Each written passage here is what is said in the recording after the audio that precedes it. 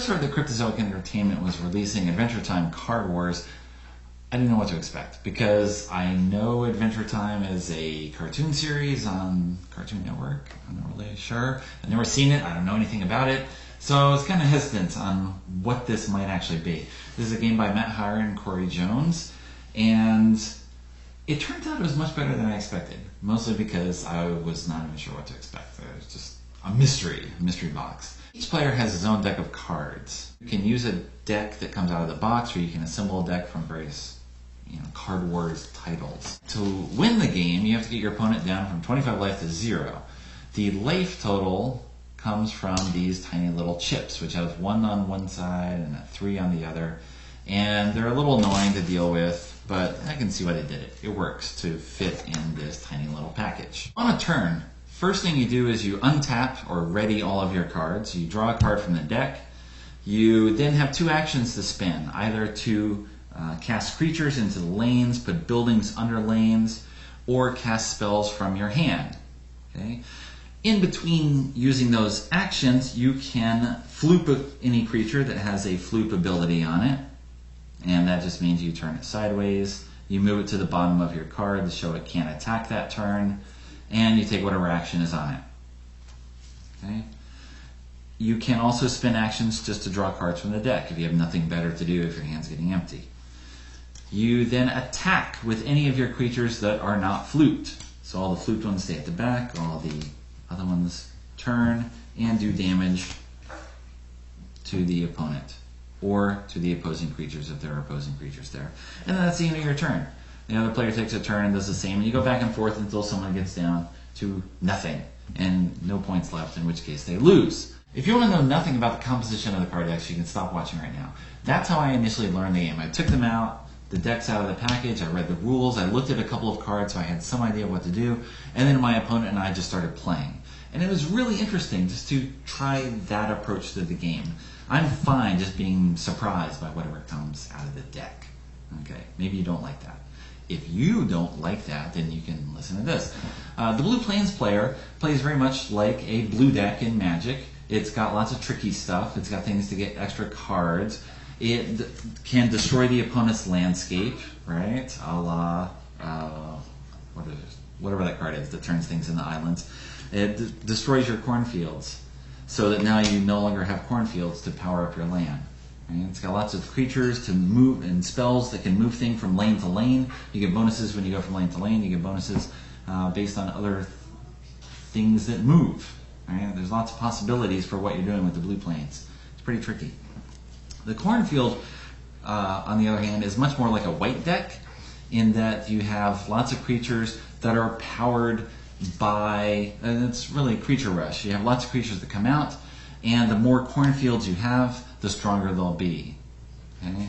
Yeah, sometimes you need 2 cornfields to put a guy out, and he gets attack value based on the cornfields, defense based on cornfields, everything corn. I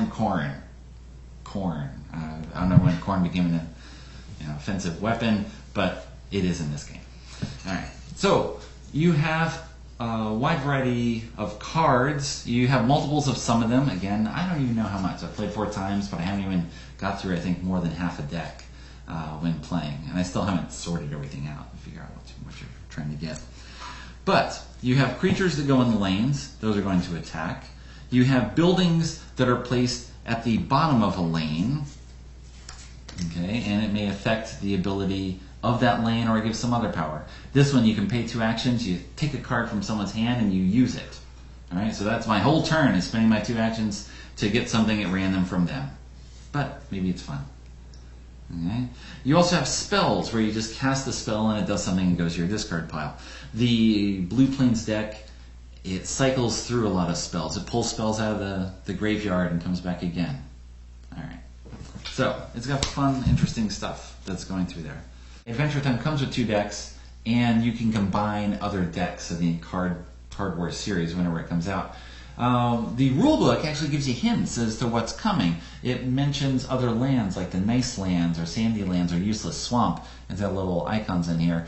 And the reference, the glossary here, mentions things that are not in the 2 decks here. So you get a little hint of what's coming what is next with the Adventure Time Card Wars series. One odd thing about the decks in Adventure Wars Card Times is that they have identical cards, and yet there's no list of what's supposed to be in each deck. So if you do deck build, right, take things apart, build others, you mix and match landscapes, once you get other decks in the series, you do all that, you can't reassemble the first decks unless you take notes ahead of time and figure out what's in each deck. That's a little odd. But I'm sure some enterprising person will do that and post it on Board Game Geek. Hopefully, not me, but you, right there in the blue shirt. You. One odd thing that I found with Adventure Time was this mysterious red sheet of plastic in here. Now this is the type of thing you use to have hidden messages, right? You feel a hidden message, you put the red over it, and you find out what's going on. And I kept doing it. I was like, is there something hidden in the artwork? What am I doing here? And then magically I ran across this pig, which has this box at the bottom here. That's the only thing that was very clearly had read that you're supposed to use the hidden message on. And you put this on here, and you know what it says? Drink more Ovaltine. It's just an ad for one of their other games. Drink more Ovaltine. No one learned the lesson from Ralphie. So I've played 4 times, and the matches have been really interesting. They've been all over the place in terms of the pace of how they go, or how quickly someone loses, or how much someone can come back from an attack. You can really, you're hovering on the edge of, of everything all the time. Where of course you can spend actions to draw more cards, but that means you're not putting things out, and if you don't put things out, you have no defense against whatever the opponent's doing.